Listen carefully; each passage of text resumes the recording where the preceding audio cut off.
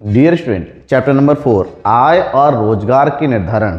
जैसा कि मैंने चैप्टर नंबर 2 के बारे में बताया था, राष्ट्रीय आय के लेखांकन के बारे में, कि इंपॉर्टेंट चैप्टर है, उसी तरह से चैप्टर नंबर 4 आय और रोजगार का निर्धारण भी आपका मोस्ट इंपॉर्टेंट की कैटेगरी में आता है, क्योंकि इस चैप्टर से भी आपको न्यूमेरिकल प्लस थ्योरी मिला के टोटल 10 से लेके 12 मार्क्स तक के क्वेश्चन आपके एग्जाम में पूछे जाते हैं।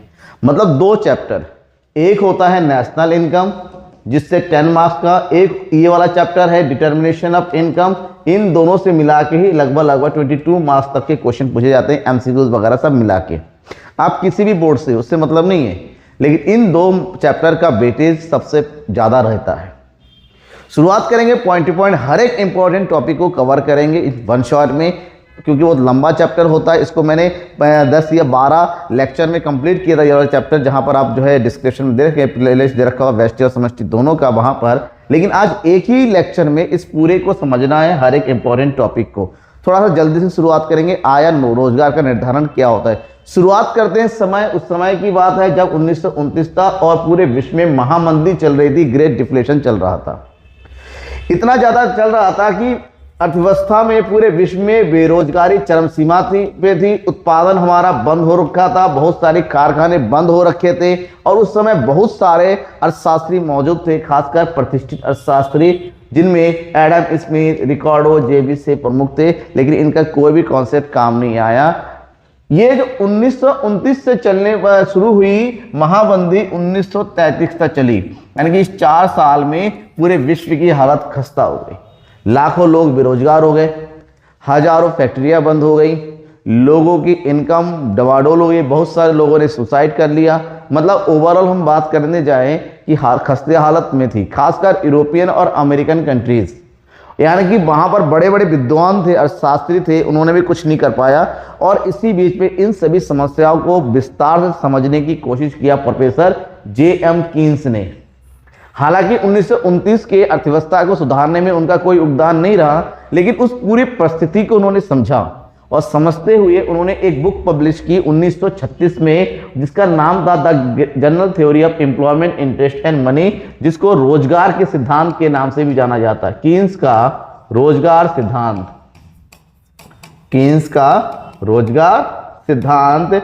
और ये सिद्धांत जब आया, इस बुक के आने के बाद 1936 में जब ये बुक प्रकाशित हुई, उसके बाद से 1929 की तरह कोई भी आर्थिक महामंदी पूरे विश्व में नहीं आई, क्योंकि इन्होंने जो कॉन्सेप्ट दिया कि देश की अर्थव्यवस्था को बैलेंस कैसे किया जाए, देश की अर्थव्यवस्था को संभाला कैसे जाए, उनके उस कॉन्सेप्ट से पूरे विश्व को फायदा हुआ। और उन्होंने अपने इस बुक के माध्यम से जो कॉन्सेप्ट दिया वो था सामूहिक मांग और सामूहिक पूर्ति का। उन्होंने कहा किसी भी अर्थव्यवस्था में जो महत्वपूर्ण पक्ष होते हैं वो है सामूहिक मांग और सामूहिक पूर्ति। क्या होता है इसके बारे में डिटेल से मैं बताऊंगा। और इसके द्वारा उन्होंने एक नया कॉन्सेप्ट इजाद किया जिसको बोलते हैं कीन्स का रोजगार सिद्धांत। और इस सिद्धांत को कहा जाता है प्रभावपूर्ण मांग। क्या कहा जाता है? Effective demand. कि एक ऐसी बिंदु जहां पर किसी भी अर्थव्यवस्था में कुल मांग उस अर्थव्यवस्था की कुल पूर्ति के बराबर होता है, तो अर्थव्यवस्था एक संतुलन स्थिति में होती है, मंदी और महंगाई की स्थिति नहीं आती है। उन्होंने कहा कि किसी भी अर्थव्यवस्था की सरकार को हमेशा कोशिश करते रहनी चाहिए कि अर्थव्यवस्था में सामूहिक मांग यानी एग्रीगेट डिमांड और सामूहिक पूर्ति यानी कि एग्रीगेट सप्लाई दोनों बराबर है।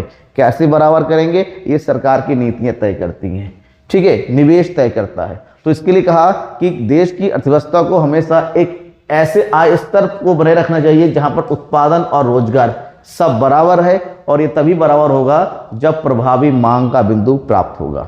और ये बिंदु तभी प्राप्त होता है जब सामूहिक मांग और सामूहिक पूर्ति आपस में, यानी कि उनका जो कॉन्सेप्ट था, उनके कॉन्सेप्ट के अकॉर्डिंग, कीन्स के अनुसार, किसी भी अर्थव्यवस्था के निर्धारण के लिए, अर्थव्यवस्था के संतुलन के लिए, अर्थव्यवस्था की आय के निर्धारण के लिए, एक रोजगार का सही स्तर बनाए रखने के लिए दो सबसे महत्वपूर्ण बातें हैं। एक है सामूहिक मांग और दूसरा है सामूहिक पूर्ति। सामूहिक मांग को वो एग्रीगेट डिमांड शॉर्ट में लिखा जाता है AD, AND, that is AD. और ये है सामूहिक पूर्ति यानी कि AS।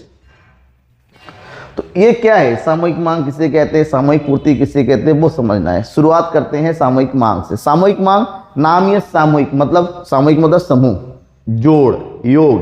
किसी भी अर्थव्यवस्था में रहने वाले जितने भी नागरिक है वो अपनी ज़रूरतों पर, अपनी आवश्यकता की पूर्ति के लिए जो भी वस्तु और सेवाओं की मांग करते हैं, यूँ कहे वस्तु और सेवाओं पर जो व्यय करते हैं, उन व्ययों का मांग का योग होता है सामूहिक मांग। इसका मतलब ये होता है किसी भी अर्थव्यवस्था में जो सामूहिक मांग होता है उस अर्थव्यवस्था का कुल व्यय होता है। क्या होता है? कुल व्यय। क्योंकि आप जो मांग करोगे तभी पूरा हो पाएगा जब उस पर खर्च करोगे, व्यय करोगे।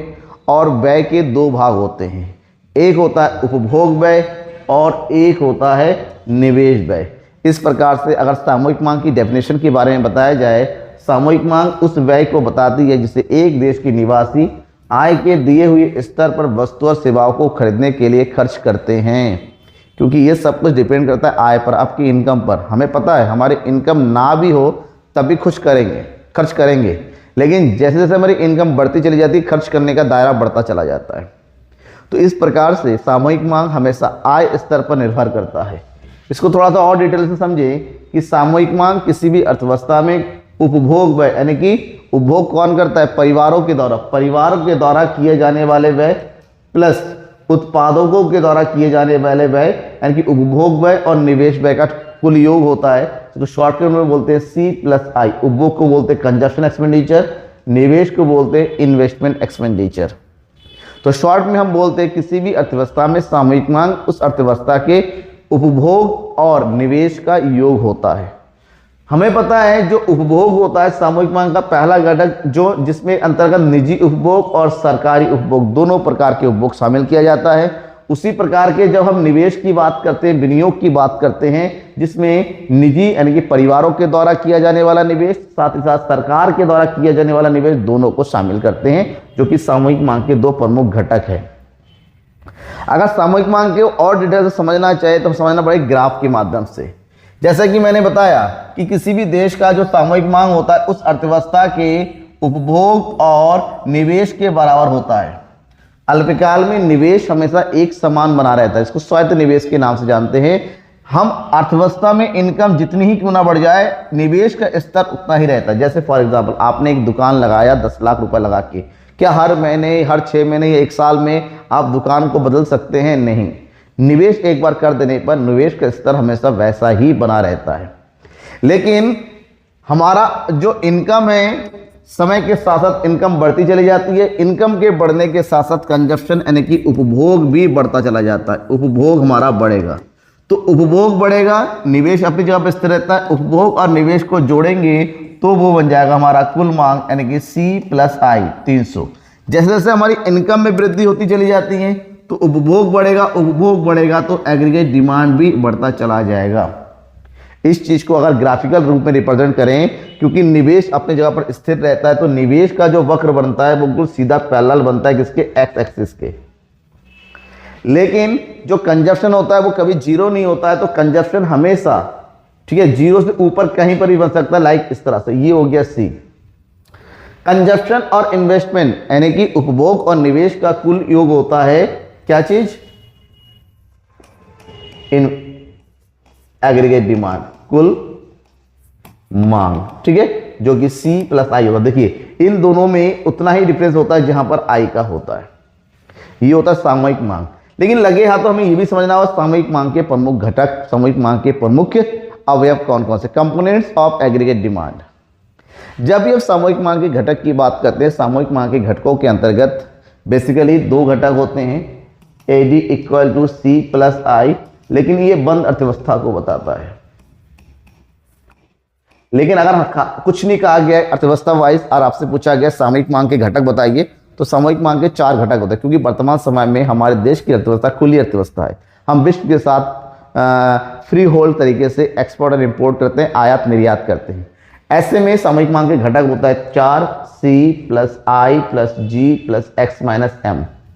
C का मतलब होता है घरेलू उपभोग व्यय, I का मतलब होता है निजी एवं सार्वजनिक निवेश, G का मतलब होता है सरकारी उपभोग व्यय और X मतलब होता है शुद्ध निर्यात। यानी कि ये जो स्थिति है किसके साथ होता है? शेष विश्व के साथ किए गए आयात निर्यात को बताता है।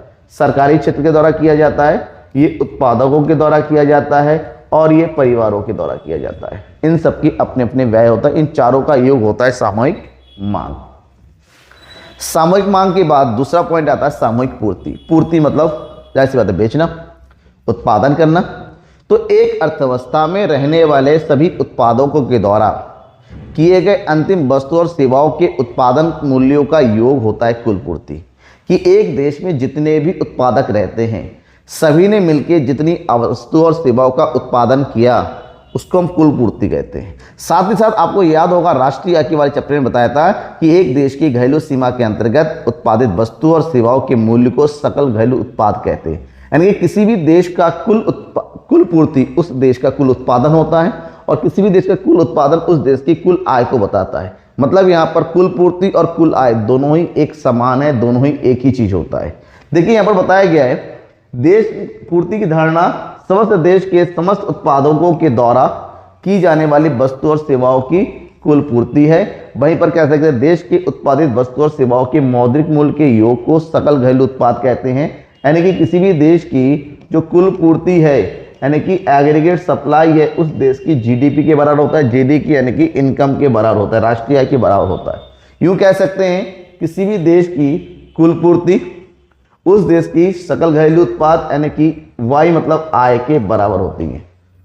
और हमें पता है कि आय की अगर बात करते हैं आय के दो घटक होते हैं। आय का एक हिस्सा व्यय किया जाता है और व्यय करने के बाद जो बचता है बचत होता है। यानी कि शॉर्टकट में y इक्वल टू हमेशा C प्लस S होता है, उपभोग प्लस बचत।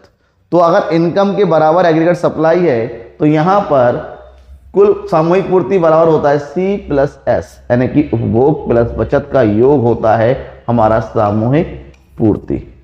ठीक है, इसको अगर हम सही से समझें कुछ इस तरह समझ सकते हैं, उपभोग और व्यय इन दोनों का योग होता है सामूहिक पूर्ति C प्लस S। और इनकम के बढ़ने के साथ साथ हमारा उपभोग बढ़ता चला जाता है और S बराबर होता है Y माइनस C यानी कि आय में से उपभोग को माइनस करेंगे तो हमारा बचत होगा। तो आय में वृद्धि हो रही है तो उपभोग में वृद्धि हो रही है। आय में से उपभोग को माइनस करेंगे -10, 0, 10, 100, 200, 300, 400। अब इन दोनों को प्लस कर देंगे, किसको C प्लस S को प्लस कर देंगे। 100 प्लस -100 यानी कि 0, 200 प्लस 0, 200, 300 प्लस 100 400। हम लास्ट में देखेंगे इनकम और एग्रीगेट सप्लाई दोनों ही आपस में बराबर है। मतलब किसी भी देश की सामूहिक मांग और सामूहिक पूर्ति उस देश के व्यय और बचत के बराबर होती है जो कि आय के योग को बताता है। इस प्रकार से जब भी हम सामूहिक पूर्ति की बात करते हैं वो 0 से शुरू होते हैं कि ऊपर की ओर बढ़ता हुआ चला जाता है AS और ये हमेशा 45 डिग्री के एंगल को बनाता है। क्यों? क्योंकि अगर यहाँ पर हमारा सामूहिक पूर्ति है तो ये हमारा आय है यानी कि इनकम। अगर दोनों बराबर है तो एक बराबर पैरेलल में सीधा बढ़ता हुआ चला जाएगा। ठीक है, इसके बाद बात करते हैं क्योंकि हम अभी बताते हैं आय का दो भाग होते हैं, उपभोग और बचत। आय का एक भाग उपभोग किया जाता है, एक भाग बचत किया जाता है। तो यहीं से निकल के आता है उपभोग प्रवृत्ति और बचत प्रवृत्ति। तो सबसे पहले उपभोग की बात करते हैं। आय का वह भाग जो आवश्यकताओं की पूर्ति के लिए वस्तु और सेवाओं पर व्यय किया जाता है उसे उपभोग कहते हैं। यानी कि आय के दो भाग होते हैं, उपभोग और बचत। जहां पर उपभोग का मतलब होता है जो व्यय हो जाता है, व्यय करने के बाद जो बचता है वो होता है बचत, यानी कि y equal to C plus S होता है। तो हमें समझना पड़ेगा आय का कितना भाग व्यय करते हैं।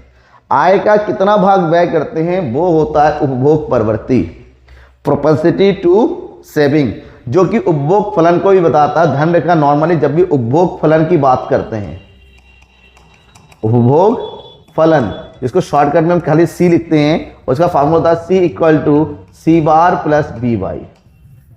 ठीक है ना, क्योंकि हमें पता है कि आय के ना होने पर भी कुछ ना कुछ हिस्सा व्यय करते हैं, इसको बोलते हैं स्वायत्त उपभोग। स्वायत्त उपभोग Y का मतलब होता है आय और B का मतलब होता है MPC। वो MPC क्या होता है अभी पढ़ेंगे। तो उपभोग प्रवृत्ति क्या होता है? उपभोग प्रवृत्ति बताता है आय और उपभोग में क्या संबंध है। तो आय और उपभोग के बीच के अनुपातिक संबंध को उपभोग प्रवृत्ति के नाम से जानते हैं और ये अनुपातिक संबंध दो प्रकार का होता है। एक होता है औसत उपभोग प्रवृत्ति, दूसरा होता है सीमांत उपभोग प्रवृत्ति। औसत उपभोग प्रवृत्ति को APC के नाम से जानते हैं और सीमांत उपभोग प्रवृत्ति को MPC के नाम से जाना जाता है। सबसे पहले औसत उपभोग प्रवृत्ति APC।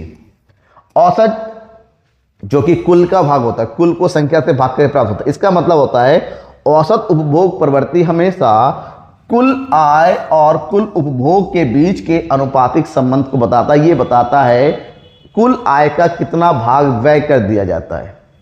कुल आय और कुल व्यय के अनुपात को ही औसत उपभोग प्रवृत्ति कहते हैं, जहां से फॉर्मूला निकल के आता है APC बराबर C/Y, यानी कि आय का कितना भाग व्यय किया जा रहा है। जैसे कि क्वेश्चन है, यदि देश की कुल आय हो 100 करोड़, यानी कि Y इक्वल टू होता है 100 करोड़ और वहीं पर उपभोग होता है हमारा 80 करोड़, तो बताओ औसत उपभोग प्रवृत्ति क्या होगी। तो औसत उपभोग प्रवृत्ति निकालो, APC बराबर C/Y, यानी कि 80/100 बराबर हो जाएगा 0.8। लेकिन हमें पता है ये तो कुल की बात होती है और आय कभी स्थिर नहीं होती, आय में परिवर्तन होता है। जब परिवर्तन होता है तो दूसरा कॉन्सेप्ट निकालते हैं सीमांत उपभोग प्रवृत्ति, जो ये बताता है अगर आय में परिवर्तन हुआ तो उसके तुलना में उपभोग में कितना परिवर्तन हुआ, यानी कि आय में होने वाले परिवर्तन से उपभोग में होने वाले परिवर्तन के बीच के अनुपातिक संबंध को सीमांत उपभोग प्रवृत्ति के नाम से जाना जाता है। जहां पर आय में होने वाले परिवर्तन को शो किया जाता है, आय में होने वाले परिवर्तन को शो किया जाता है डेल्टा Y से, जबकि उपभोग में होने वाले परिवर्तन को शो किया जाता है डेल्टा C से। तो फॉर्मूला ये बनता है कि MPC equal to delta C upon delta Y, कि आय में अगर परिवर्तन हुआ तो Y में कितना परिवर्तन हुआ, C में कितना परिवर्तन हुआ। देखिए एक इनकम में आय 20 करोड़ से बढ़ के कितना हो जाता है 40 करोड़, आय 20 करोड़ से बढ़ के कितना हो रहा है 40 करोड़, जिससे उपभोग, जो उपभोग व्यय है वो 15 करोड़ से बढ़कर हो रहा है 25 करोड़। कितना हो रहा है 25 करोड़। समझ में आ गया। तो आपको ये बताना है कि पहले हमारी इनकम थी 20 करोड़, अब 20 करोड़ से बढ़ के इनकम हो गई 40 करोड़, तो इनकम में कितनी वृद्धि हो गई 20 करोड़, राइट। ये हो गया पहला पॉइंट। कंजप्शन यानी कि उपभोग हम पहले कर रहे थे 15 करोड़, अब इनकम के बढ़ने से हमारा उपभोग बढ़ के हो गई 25 करोड़, तो डेल्टा C कितना आया 10 करोड़। ठीक है, तो ऐसे में अगर MPC की बात करते हैं, MPC इक्वल टू होता है delta C upon delta Y, यानी कि हो गया हमारे पास 10/20, यानी कि 0.5। कहने का मतलब होता है जितना इनकम बढ़ा उसका 50% हम क्या कर रहे हैं, खर्च कर रहे हैं। जब हम उपभोग प्रवृत्ति की बात कर लेते हैं तो लगे हाथों बचत प्रवृत्ति की भी बात करना जरूरी है, जहां बचत का मतलब होता है आय का वह भाग जो उपभोग के बाद बच जाता है, मतलब S equal to Y minus C हो गया।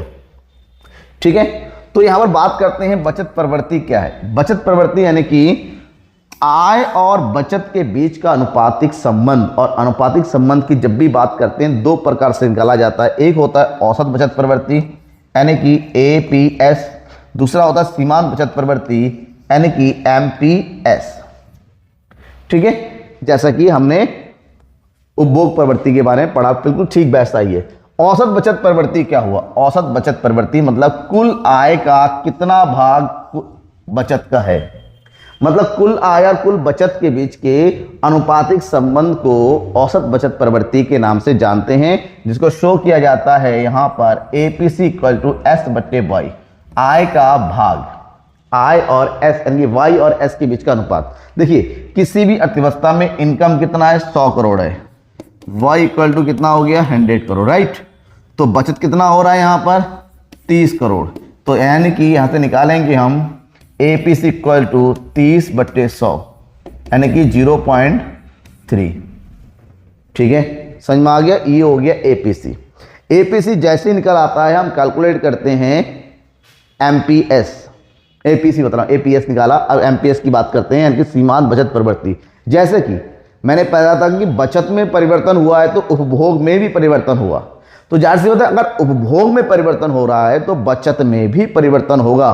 तो यहां पर आय में होने वाले परिवर्तन से बचत में होने वाले परिवर्तन के बीच के अनुपातिक संबंध को व्यक्त किया जाता है, जिसका फार्मूला होता है MPC equal to delta S upon delta Y। यहां पर डेल्टा S मतलब होता है बचत में परिवर्तन और डेल्टा वाई का मतलब होता है आय में परिवर्तन, आय में परिवर्तन, राइट। जैसा कि यहां पर क्वेश्चन दे रखा है कि आय, इनकम पहले 100 करोड़ थी, 100 करोड़ से बढ़ के 120, यानी कि हमारा डेल्टा वाई कितना हो गया 20, ठीक है। उसी टाइम जो सेविंग 20 करोड़ था, 20 से करोड़ से हो गया 30 करोड़, यानी कि यहां पर डेल्टा एस इक्वल टू हो गया 10 करोड़। तो हमें अगर बात करनी है कि एम पी एस कितना होगा, तो ये हो गया delta S upon delta Y.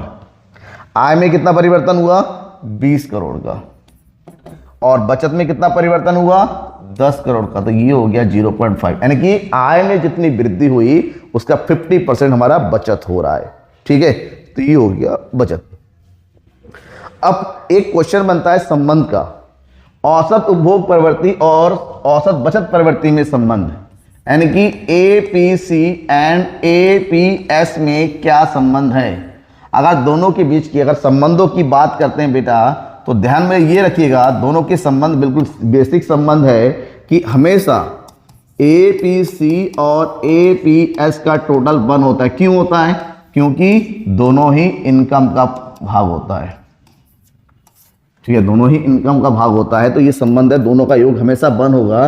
तो ऐसे में कभी कभी एपीसी पूछा जाता है और एपीएस दे रखा होता, तो एक में से एपीएस को माइनस कर देंगे। वहीं पर कभी कभी हमारे पास एपीएस पूछा जाता है और तो एक में से एपीसी माइनस कर दे। जैसे हमारे पास दे रखा है कि एपीएस इक्वल टू 0.25 है, तो बताए भैया एपीसी कितना होगा। तो यहां पर हम एपीसी निकालेंगे, यानी कि औसत उपभोग प्रवृत्ति हुआ 1 माइनस 0.25, यानी कि हो गया 0.75, ठीक है, हो गया। अब इसी के बेस पे दूसरा होता है सीमांत उपभोग प्रवृत्ति और सीमांत बचत प्रवृत्ति। तो सीमांत उपभोग प्रवृत्ति यानी कि एमपीसी और सीमांत बचत प्रवृत्ति यानी कि एमपीएस, ठीक है, क्लियर। तो यहां पर संबंध की बात करते हैं, क्योंकि अगर आय में परिवर्तन हुआ तो कंजप्शन में भी परिवर्तन होगा, तो सेविंग में भी परिवर्तन होगा, इतना तो हमें पता है। अब यहीं से संबंध निकल के आता है कि एमपीसी यानी कि सीमांत बचत प्रवृत्ति और सीमांत उपभोग प्रवृत्ति दोनों का योग हमेशा 1 होगा। अगर ये 1 होगा तो यहीं से एक फार्मूला और निकलता है कि अगर एमपीसी पूछा गया तो 1 में से एमपीएस को घटा देंगे, और अगर एमपीएस पूछा गया तो 1 में से एमपीसी को घटा देंगे। जैसे क्वेश्चन में दे रखा है हमारे पास कि एमपीसी 0.85 है, तो बताओ भैया एमपीएस कितना होगा। तो यहाँ पर एमपीएस कैसे निकालेंगे, 1 माइनस 0.85 यानी कि 0.15, ये आ गया। ये हमारा एमसीक्यूज वगैरह में पूछा जाता है, तो ध्यान रखना इस चीज के लिए, ठीक है।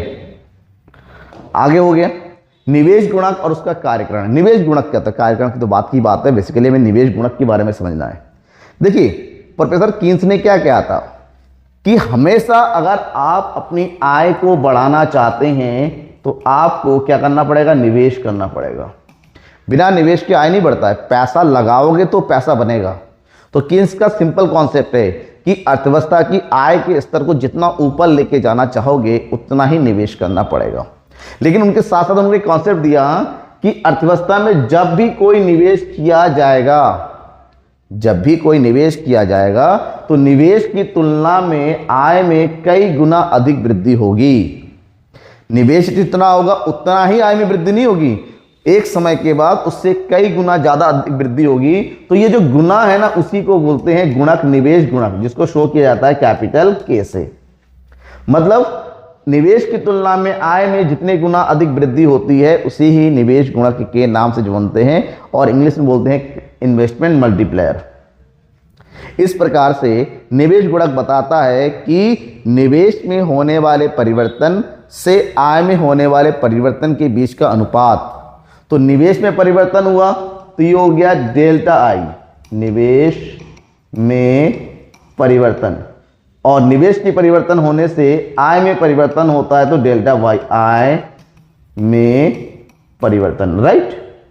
जैसे अर्थव्यवस्था में 10 करोड़ का प्रारंभिक निवेश करने से अंतिम वृद्धि आय में 60 करोड़ की होती है। 10 करोड़ का इन्वेस्टमेंट बढ़ाया गया यानी कि डेल्टा आई, और उसकी तुलना में आय में कितनी वृद्धि हुई, 60। तो अगर हमें के निकालना है तो ये हो जाएगा 60/10 यानी कि 6 गुना अधिक वृद्धि हुई। तो ये हमारा 6 जो है निवेश गुणक है, ठीक है। निवेश गुणक हमेशा निर्भर करता है कि अर्थव्यवस्था में उपभोग प्रवृत्ति, क्योंकि एक तरफ उपभोक्ता उपभोग करेंगे तो उपभोग के बदले में वो व्यय करेंगे, ऐसे में जो उत्पादकों की आय की प्राप्ति होगी तो आय का ही एक भाग वो निवेश के रूप में लगाएगा।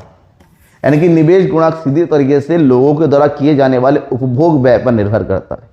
तो ऐसे में क्वेश्चन बनता है गुणांक का सीमांत उपभोग प्रवृत्ति के साथ क्या संबंध है।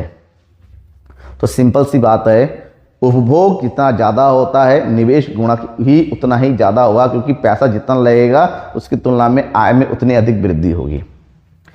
जैसे गुणांक का आकार सीमांत उपभोग प्रवृत्ति का निर्भर होगा, इसका मतलब सीधी सी बात है किसी भी अर्थव्यवस्था में सीमांत उपभोग प्रवृत्ति में अगर वृद्धि होती है तो उससे गुणक में भी वृद्धि होगी।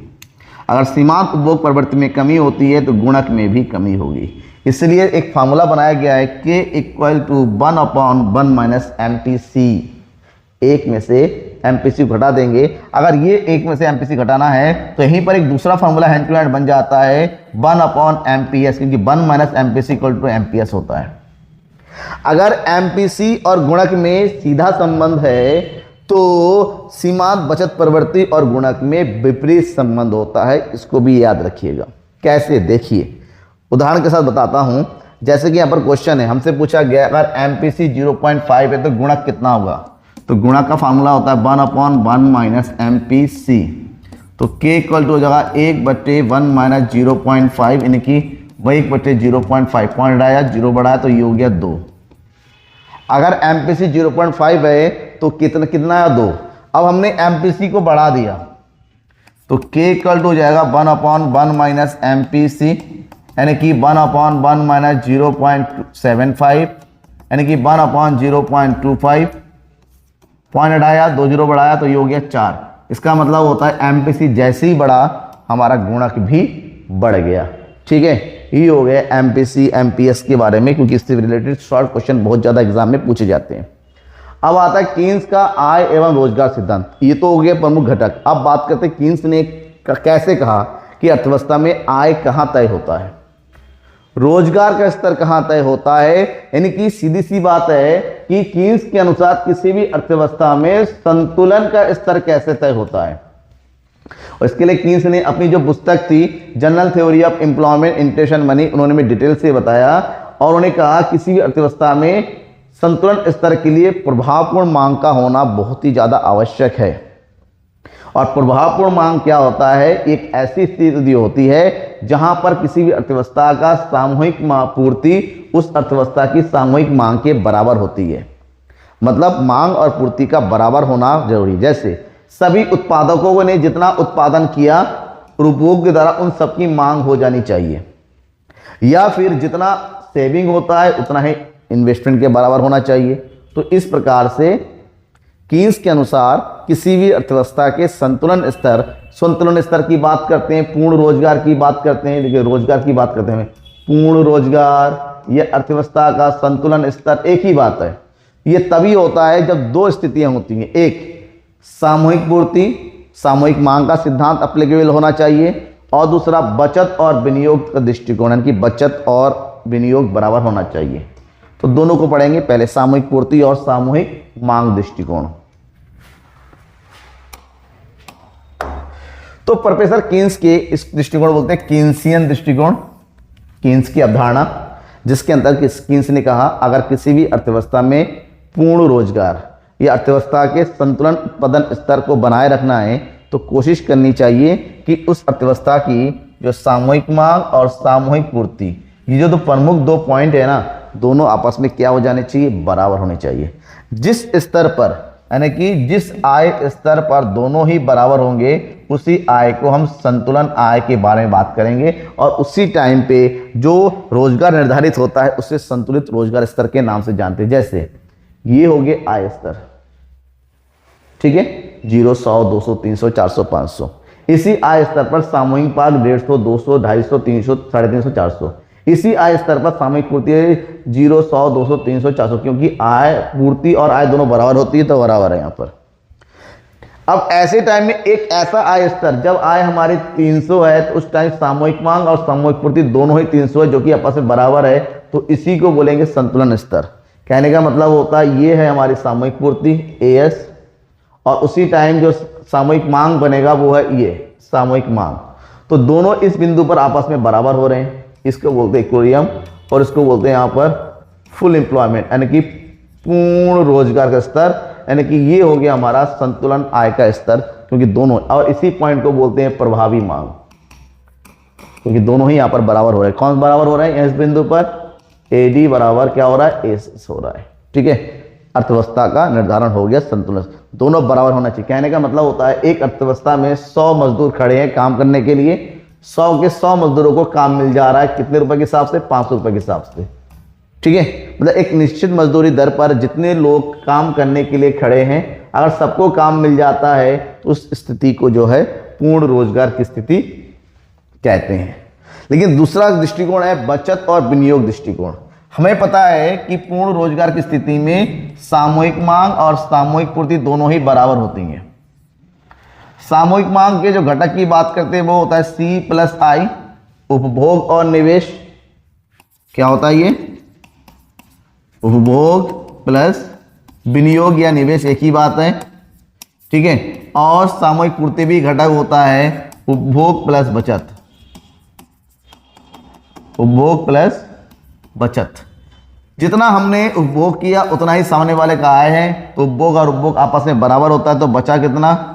बचा है निवेश बराबर बचत। यानी कि किसी भी अर्थव्यवस्था में जब S और I दोनों आपस में बराबर होगा, उसी स्तर को संतुलन आय स्तर भी कहते हैं। इसको बोलते हैं S&I अप्रोच। कैसे होता है देखिए, जैसे इनकम लेवल है 0, 100, 200, 300, इस इनकम पर कंजप्शन ये हो रहा है 50, 100, 150, 200, 250, 300। जब कंजप्शन इतना हो रहा है तो सेविंग हो रहा है -50, 0, 50, 100, 150, 200। और अर्थव्यवस्था में निवेश हमेशा एक समान बना रहता है, परिवर्तन होता है बचत में। तो एक ऐसी स्थिति जहां पर बचत और निवेश दोनों ही बराबर हो जाते हैं, तो उस स्थिति को बोलते हैं संतुलन आय का स्तर। कैसे? ये हो गया हमारा निवेश बराबर हो गया, एक समान रहता है, और बचत माइनस से ऊपर क्यों जाता है, तो एक ऐसा बिंदु जहां पर दोनों ही आपस में बराबर होता है, तो इस बिंदु को बोलेंगे फुल एम्प्लॉयमेंट, क्योंकि यहां पर S और I दोनों आपस में क्या हो गया? बराबर होगा। इफेक्टिव डिमांड बोलते हैं इसको। ठीक, और ये उस वही बिंदु होगा जिस बिंदु पर हमारा AD और AS बराबर हुआ है। देखिए वही वाला एग्जांपल है 300 वाले बिंदु पर। ठीक है, नेक्स्ट है न्यून मांग। क्यों? अब देखिए अर्थव्यवस्था में हमेशा AD और AS बराबर होगा? बिल्कुल नहीं, इन दोनों में परिवर्तन भी हो सकता है। मतलब एक पोजीशन ऐसा भी हो सकता है जहां पर AD और AS बराबर ना हो, तो इसकी दो पोजीशन है। कभी कभी हमारे पास एग्रीगेट डिमांड ज़्यादा होता है और कभी कभी हमारे पास एग्रीगेट डिमांड कम होता है। तो इन्हीं दो स्थितियों से दो समस्या उत्पन्न होती है, न्यून मांग की समस्या और अधिक मांग की समस्या। तो न्यून मांग की समस्या क्या है? न्यून मांग का मतलब मांग में कमी। न्यून मांग अर्थव्यवस्था की ऐसी स्थिति होती है जहां पर अर्थव्यवस्था में जितना रोजगार के लिए मांग होनी चाहिए उतनी नहीं होती है। मतलब इस स्थिति में सामूहिक मांग सामूहिक पूर्ति की तुलना में कम होती है। मतलब 100 लोग काम करने के लिए खड़े हैं, लेकिन काम केवल 80 लोगों को मिल रहा है, मतलब 20 लोगों की मांग है या नहीं, तो उसको बोलते हैं न्यून मांग। और इसी न्यून मांग को अपूर्ण रोजगार संतुलन की स्थिति कहते हैं। कीन्स के अनुसार न्यून मांग वह दशा है जिसमें अर्थव्यवस्था में सामूहिक मांग पूर्ण रोजगार के लिए आवश्यक सामूहिक पूर्ति से कम होती है, क्योंकि जितना पूर्ति होना चाहिए पूर्ति है, इतनी अकॉर्डिंग मांग नहीं है। इसलिए कहते हैं न्यून मांग equal to AD is smaller than AS। और जितना न्यून मांग होता है उस अर्थव्यवस्था में उतनी ही अविस्फीतिक अंतराल होता है। क्यों? देखिए 100 मजदूर काम करने के लिए खड़े हैं, 80 मजदूरों की मांग है, तो 20 मजदूर काम के लिए खड़े। मजदूरी तय हुआ था कितना? 500। तो 20 मजदूर हमारे पास, इनकी कोई स्कूल से न्यून मांग। अब 20 मजदूर क्या कहेंगे? भैया हमें 400 रुपये दे दो, हम काम करने के लिए तैयार है। तो धीरे धीरे गैप बढ़ता चला जाएगा। 20 मजदूरों को तो काम नहीं मिल रहा है ना, तो इस स्थिति में जब गैप बढ़ता चला जाता है उसको बोलते हैं अविस्फीतिक अंतराल। ठीक है, किसी अर्थव्यवस्था में पूर्ण रोजगार संतुलन की स्थिति को बनाए रखने के लिए जितनी मांग आवश्यक होता है, अगर मांग उस आवश्यकता के से भी कम होता है, मतलब जितनी मांग चाहिए उससे भी कम मांग होती है, तो उस स्थिति को, उसके बीच के अंतर को अविस्फीतिक अंतराल के नाम से जानते हैं। जैसे 100 लोग की डिमांड होनी चाहिए, डिमांड केवल 80 की है, तो 20 लोगों की डिमांड नहीं है, तो ये 20 लोग न्यून मांग यानी कि अविस्फीतिक अंतराल है। और न्यून मांग अविस्फीतिक अंतराल दोनों ही एक अर्थव्यवस्था की एक समान चीजें हैं। जैसे यहाँ पर पोजीशन देखिए, ये है हमारे पास एग्रीगेट सप्लाई, इक्विलिब्रियम के लिए ये वाला पॉइंट होना चाहिए, मतलब ये एग्रीगेट डिमांड होना चाहिए, ये होना चाहिए। लेकिन एग्रीगेट डिमांड ये वास्तविक अर्थव्यवस्था में ये वास्तविक एग्रीगेट डिमांड हो गया। तो डिमांड जहां होनी चाहिए वहां ना होके उससे नीचे होगी, पहले ही पॉइंट हो गया। मतलब बीच में ये जो गैप आ रहा है, ये जो गैप है, इसकी को बोलते हैं हम अविस्फीतिक अंतराल। और इतना मांग की कमी होने के कारण इतने लोग बेरोजगार हो जाएंगे और धीरे धीरे एम्प्लॉयमेंट रेट में भी कमी होती चलेगी, अर्थव्यवस्था की स्थिति खराब होती चली जाती है। अगर न्यून मांग की स्थिति होती है, इससे अर्थव्यवस्था पर 3 प्रकार से प्रभाव पड़ता है। उत्पादन पर प्रभाव, रोजगार पर प्रभाव और कीमतों पर प्रभाव। कैसे? अगर आप 100 वस्तु का उत्पादन कर रहे हैं और आपका केवल 80 वस्तु का उत्पादन हो रहा है, तो 20 खाली है, तो जाहिर सी बात है अगली बार 20 वस्तु का उत्पादन नहीं करेंगे क्योंकि बिक ही नहीं रहा है। तो ऐसे में उत्पादन पर प्रभाव करता है, उत्पादन में कमी आती है। अब उत्पादन 20 मजदूरों जो काम पे लगे हुए हैं उनको काम भी नहीं मिलेगा, यानी कि इससे रोजगार पर क्या पड़ेगा? बेरोजगारी बढ़ेगी। और जब मांग है नहीं तो वस्तु की कीमतें भी क्या होने लगेगी? कम होगी। मतलब यहाँ पर तीनों प्रकार से अर्थव्यवस्था पर प्रभाव पड़ता है। बेरोजगारी बढ़ेगी, उत्पादन कम हो जाएंगी, वस्तु की कीमतें बहुत ज़्यादा कम होने लगती हैं। लेकिन इसकी विपरीत परिस्थिति होती है, उल्टी परिस्थिति होती है, जब अर्थव्यवस्था में मांग जितना होना चाहिए, मांग अर्थव्यवस्था में सामयिक पूर्ति से अगर ज़्यादा होती है तो उस स्थिति को अतिरेक मांग कहते हैं। मतलब 100 लोग काम करने के लिए खड़े हैं और 120 मजदूरों की डिमांड है, भैया 20 मजदूरों की डिमांड ज़्यादा है। तो ऐसे में धीरे धीरे क्या होती है? महंगाई की स्थिति आती है। मतलब रोजगार जहां होना चाहिए उससे भी ज़्यादा डिमांड है, मतलब सब लोगों को काम मिल रहा है, उसके बावजूद भी मजदूर और चाहिए। सारे सामान बिकने के बाद भी डिमांड बढ़ गई। इससे क्या होता है? धीरे धीरे अर्थव्यवस्था में महंगाई का स्तर बढ़ता रहता है और इसी को बोलते हैं अविस्फीतिक अंतराल। मतलब जितनी मांग होनी चाहिए सामूहिक मांग उससे अधिक होती है। और सामूहिक मांग जब जैसे बाजार में 100 केजी आलू आया बिकने के लिए और अचानक 120 केजी आलू की डिमांड बढ़ गई, 20 किलो की डिमांड आने से आलू के रेट बढ़ जाएंगे। और रेट बढ़ना ही अविस्फीतिक अंतराल को बताता है, यानी कि इसको नॉर्मल लैंग्वेज में बोलते हैं अर्थव्यवस्था में क्या बढ़ गई है? महंगाई। कैसे? देखिए, नॉर्मल ये वाला पोजीशन होना चाहिए और ये एग्रीगेट सप्लाई है, क्योंकि एक निश्चित स्थिति पर पूर्ति में वृद्धि नहीं होती है, मांग में वृद्धि होगी। तो इन दोनों के बीच का जो गैप आता है, जितनी मांग होनी चाहिए उससे ज़्यादा, तो इसी को बोलते हैं हम क्या चीज़? दैट इज स्फीतिक अंतराल। मतलब इतनी हमारी क्या हो जाएगी? महंगाई बढ़ जाएगी, राइट। इससे क्या होता है अर्थव्यवस्था पर? जब महंगाई बढ़ेगी रोजगार पर प्रभाव पड़ेगा? नहीं, क्योंकि रोजगार अपने 100% पोजीशन में पहुंच गया है, उससे ज़्यादा नहीं हो सकता। उत्पादन पर प्रभाव पड़ेगा? नहीं, क्योंकि उत्पादन भी हमने मैक्सिमम पॉइंट पर पहुंच चुका है। कीमतों पर क्या? जब दोनों पर प्रभाव नहीं पड़ता है तो वास्तव में एक वस्तु की कीमतें बढ़ती है और इससे अर्थव्यवस्था में क्या आ जाती है? महंगाई आ जाती है और स्थिति खराब होने लगती है। यह है आपका कंप्लीट कॉन्सेप्ट। अगर आपको लगता है कि इसमें कोई पॉइंट छूटा हुआ है किसी तरीके से तो जरूर बताइएगा, ठीक है। और कैसा लगा, समझ में आया नहीं बनाया आया? लगातार आप लोग कह रहे हैं नोट्स दो नोट्स दो, नोट्स मिलेगा, थोड़ा सब्र करो क्योंकि मेरा वेबसाइट काम पे चल रहा है। जैसे ही वेबसाइट का काम पूरा हो जाएगा सारे नोट्स आपको एक ही जगह एक क्लिक पे मिल जाएगा। तब तक थैंक यू एंड बाय, ठीक है ना। सोशल मीडिया का लिंक दे रखा है, फॉलो जरूर कीजिएगा।